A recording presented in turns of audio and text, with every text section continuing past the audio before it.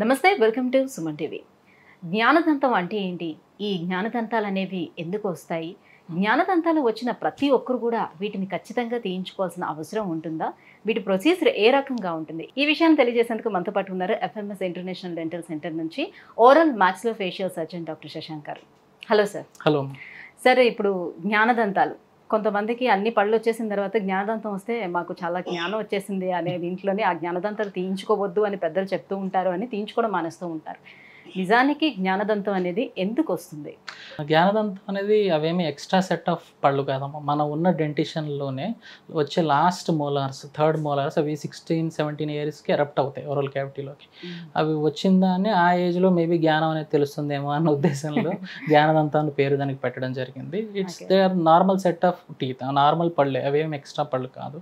చాలామంది ఏమవుతుంది అంటే ఇప్పుడు రీసెంట్ ట్రెండ్స్లో మన జా సైజ్ ఏదైతే ఉందో తగ్గిపోవడంతో అవి కరెక్ట్గా పొజిషన్లో రాలేక కొన్నిసార్లు ఎముకలు ఇరుక్కుపోయి, కొన్నిసార్లు వంకరగా రావడం, దాని మూలంగా అక్కడ ఫుడ్ ఇరుక్కోవడం, అవి పుచ్చడం, ఇలాంటి ప్రాబ్లమ్స్ అవన్నీ మనం గమనిస్తూ ఉంటాం. ఇంకొక ఇంపార్టెంట్ థింగ్ ఏమిటంటే మనం ప్రతిసారి ఎవ్రీ విజ్డమ్ టూత్, ప్రతి జ్ఞానదంతాన్ని తీయాలా అన్న క్వశ్చన్ కూడా చాలా మందికి వస్తూ ఉంటుంది. They are normal set of dentition, అవేమి ఎక్స్ట్రా పళ్ళు కాదు. అంటే మనకి ఎప్పుడైనా ఆ ప్రాబ్లం క్రియేట్ అయితే, అంటే దాని మూలంగా పెయిన్ రావడం కానీ, స్వెల్లింగ్ రావడం కానీ, నోరు తెరవడం ఇబ్బంది ఉండడం కానీ, ఇలాంటివి ఏమైనా జరిగితే డెఫినెట్గా దానికి ప్రొసీజర్ ప్లాన్ చేసుకుని మనం తీయడం అనేది జరుగుతుంది. It's a minor procedure, it's not a major surgery.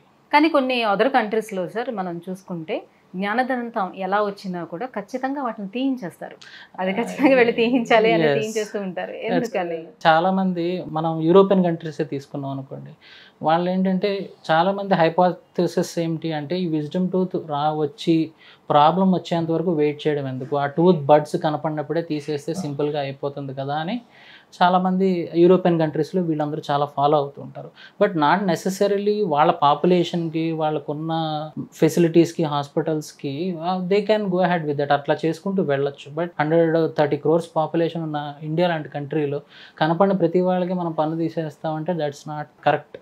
అది ప్రాబ్లం వచ్చేంత వరకు we will wait, we will check, watch చేద్దాం. ఏదైనా ప్రాబ్లం వస్తే డెఫినెట్గా దానికి సొల్యూషన్ అయితే ఉంటుంది. కానీ అంటే జ్ఞానదంతాలకి ఏమైనా సమస్య వచ్చింది అని అంటే, ఒకవేళ దానికి అక్కడ చిగురు వాపు వచ్చినా, లేకపోతే క్రావిటీ వచ్చినా, లేకపోతే ఇంకొక అదర్ ఇష్యూ ఏదొచ్చినా కూడా పక్కన ఉన్నటువంటి ఇంకో పళ్ళు కూడా ప్రాబ్లం వస్తుంది కదా. అండ్ మోర్ ఓవర్ ఏంటంటే ఇది పర్ఫెక్ట్గా రాలేదు అని అనుకోండి, ఒక హారిజెంటల్గా ఎట్లనే వచ్చింది, నెక్స్ట్ పళ్ళు కూడా ఇబ్బంది అవుతుంది. డెఫినెట్గా ఎప్పుడైతే వెబ్నార్మల్ యాంగులేషన్స్లో వస్తాయో దాని మూలంగా ఫుడ్ ఇరుక్కోవడం స్టార్ట్ అవుతుంది. ఫుడ్ ఇరుక్కోవడంతో పాటు చిగురు వాయడము, ఆ పన్ను పుచ్చడము, దాంతోపాటు పక్కనున్న మంచి పన్ను కూడా పుచ్చడం, ఇలాంటివన్నీ కూడా జరుగుతూ ఉంటాయి మోస్ట్ కామన్గా. కానీ ఎప్పుడు కూడా మనం ఆలోచించాల్సింది ఏమిటి అంటే ఎవ్రీ 6 months, ఇప్పుడు యూరోపియన్ కంట్రీస్లో అది రూల్గా చేసేసారు. బట్ ఇండియా లాంటి కంట్రీస్లో we are trying to bring that out. Every 6 months డెంటిస్ట్ని విజిట్ చేసుకుని ఒకసారి చెక్ చేయించుకుంటూ ఉంటే ఏదైనా చిన్న చిన్న ప్రాబ్లమ్స్ ఏమైనా వస్తుంది అనుకోండి, మనకి ఆ ఎక్స్రే బట్టి, మన అసెస్మెంట్ బట్టి మనకు అర్థమైపోతుంది ఫ్యూచర్లో ఈ పన్ను ప్రాబ్లం క్రియేట్ చేస్తుందా లేదా. దాన్ని బట్టి we can go ahead and if required మనం ప్రొసీజర్ కూడా చేయొచ్చు. ఎక్స్ట్రా పన్ను కాబట్టి అది మిగతా పళ్ళు అన్నీ కూడా దాన్ని డిస్టర్బ్ అవుతుందేమో, లైక్ ఆ స్పేస్ ని కూడా అది ఆక్యుపై కాబట్టి ఇవన్నీ కూడా కదులుతాయేమో మళ్ళీ. దాని మూలంగా చాలా మంది విజ్డమ్ టూత్ ప్రెషర్ పెట్టడం మూలంగా ముందర పళ్ళన్నీ క్రౌడింగ్ రావడం, దగ్గరికి రావడము, అవన్నీ ఎక్స్పెక్టెడ్ సీక్వెలే. పళ్ళు క్రౌడింగ్ అవ్వడం ఇలాంటివన్నీ ఉంటాయి. It's always risk versus benefit assessment అంట. అంటే ఇప్పుడు ఈ పన్ను తీయడం మూలంగా మనకు పేషెంట్కి మంచి చేస్తున్నామో చెడు చేస్తున్నాం, పాయింట్ నెంబర్ 1. పాయింట్ నెంబర్ 2, చేస్తుంటే ఎంత రిస్క్ తీసుకుంటున్నాం, are we taking major risk or minor risk. దీని మూలంగా మనం ఏదైనా ప్రాబ్లమ్ సాల్వ్ చేస్తున్నామో, ప్రాబ్లం క్రియేట్ చేస్తున్నామో, ఆ అసెస్మెంట్ ప్రకారం మనం అసెస్ చేసుకుని we can go ahead with the procedure. డెఫినెట్గా ఎప్పుడైనా ఫ్యూచర్లో ప్రాబ్లం క్రియేట్ అవుతుంది అని మనకు అనిపిస్తే definitely it should be removed. Okay. So ఈ ప్రొసీజర్ ఎలా ఉంటుంది సార్? అది చాలా మంది అంటుంది ఏంటంటే చాలా పెయిన్ఫుల్గా ఉంటుంది ప్రొసీజర్, సో తీయించుకోవడానికి అందుకే కొంచెం వెనకడుగు వేస్తూ ఉంటారు అని. డెఫినెట్గా ఇది మైనర్ ఓరల్ సర్జికల్ ప్రొసీజరే. కొంచెం యాంగ్జైటీ ప్రతి పేషెంట్కి ఉంటుంది, ఎస్పెషల్లీ టూత్ ఎక్స్ట్రాక్షన్ అంటే యాంగ్జైటీ. దాంతోపాటు మనం విజ్డమ్ టూత్ సర్జరీ ఇవన్నీ మాట్లాడుతుండడంతో పేషెంట్స్ అందరూ కూడా యాంగ్జైటీ ఫీల్ అవుతుంటారు. కానీ మనం ఎప్పుడూ కూడా ఏంటంటే we should prepare the patient for the surgery. అంటే మనం సర్జరీ చేసే ముందర కొన్ని basic blood test blood parameters అన్నీ కరెక్ట్గా ఉన్నాయా, ఇంకేమైనా హెల్త్ ఇష్యూస్ ఏమైనా ఉన్నాయో చెక్ చేసుకుంటాం.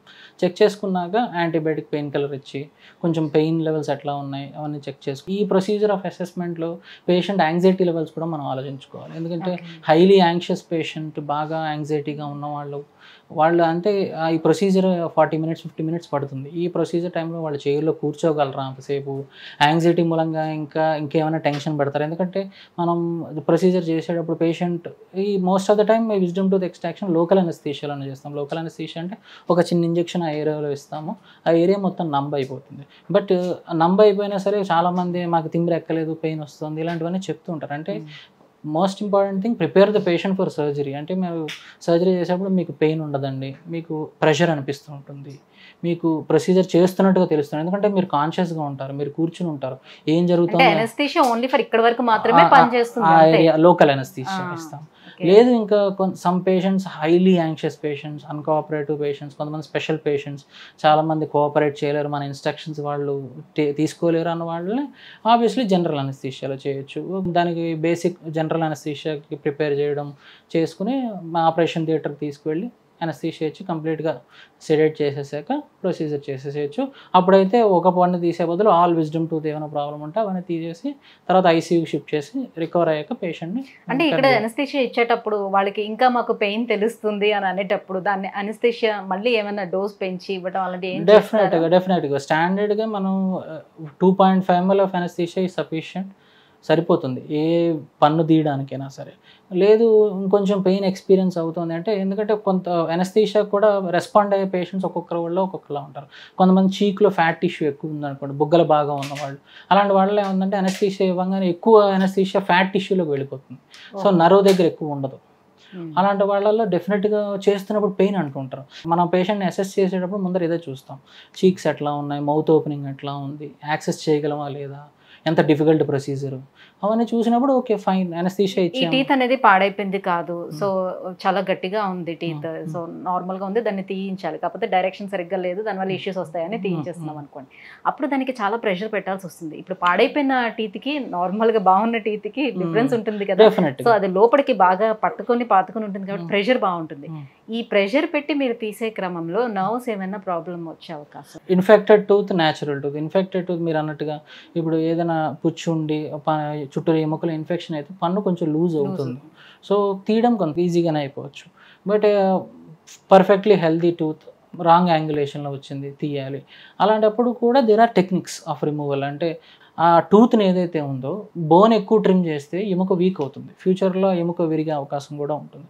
సో అలాంటప్పుడు ఏం చేస్తాము అంటే ఆ టూత్నే 2-3 పీసెస్ కింద స్ప్లిట్ చేసి ఆ టూత్ని తీసేసి బోన్ ఎక్కువ ట్రిమ్ చేయకుండా, ప్రెషర్ లేకుండా, ప్రెషర్ ఫ్రీగా బోన్ ట్రిమ్ చేసి తీయడం జరుగుతుంది. ఆ ట్రిమ్ చేస్తున్నప్పుడు పేషెంట్కి వైబ్రేషన్స్ తెలుస్తుంటాయి. You should know that.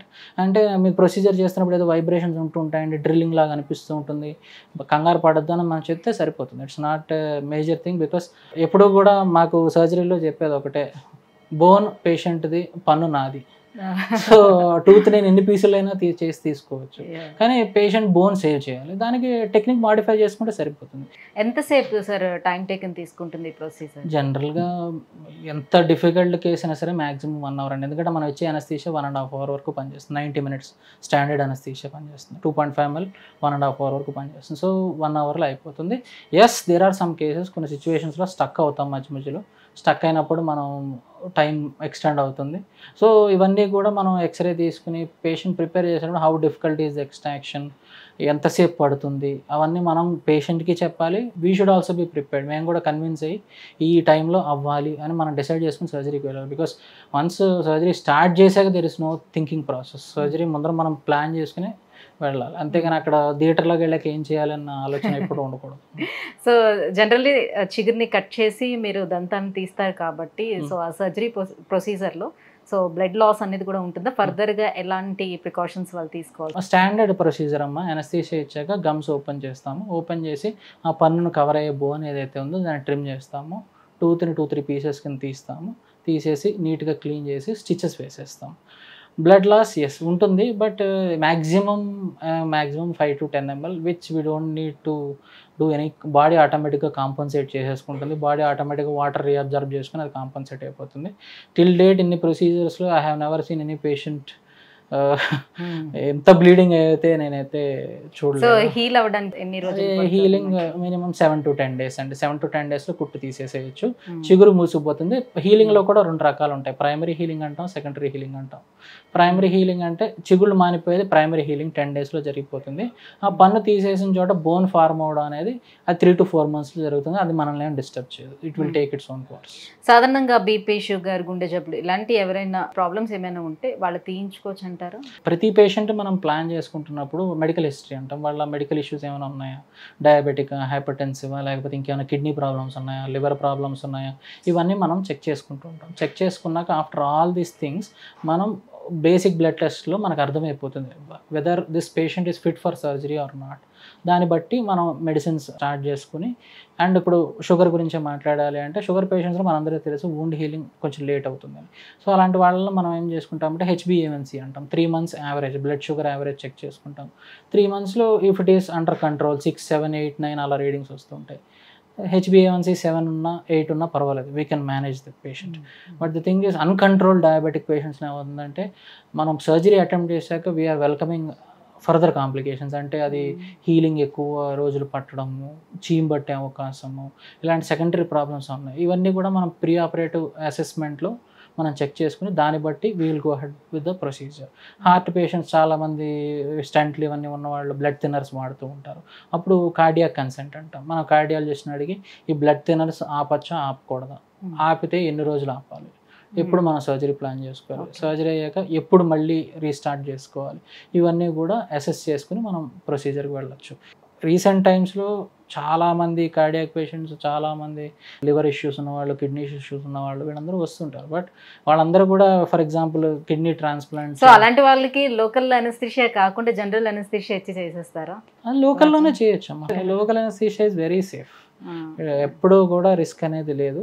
ఒకే ఒక్కటి ఏంటి అంటే వాళ్ళ సర్జరీ ఇట్లా ఉంటుంది ఇట్లా ఉంటుందని ముందర ఎక్స్ప్లెయిన్ చేసి ఇఫ్ దే ఆర్ అండర్స్టాండింగ్, వాళ్ళకి అర్థమవుతుంది అంటే చేయొచ్చు. ఇంకా మరీ high risk case multiple procedures ఉన్నాయంటే జనరల్ అనస్థీషియా కూడా ప్రీ అనస్థెటిక్ ఎవాల్యుయేషన్, అనస్థెటిస్ట్కి ఒకసారి చూపించి ఎవ్రీథింగ్ ఈజ్ ఫైన్, బాగానే ఉంది అంటే it can be attempted. Because now medicines కానీ అనస్థీషియా కానీ ఇవన్నీ చాలా స్టాండర్డైజ్ అయిపోయి, ఒకప్పుడు ఎర్రాటిక్గా ఉండి ఇప్పుడు అంతా స్టాండర్డైజ్ అయిపోయి.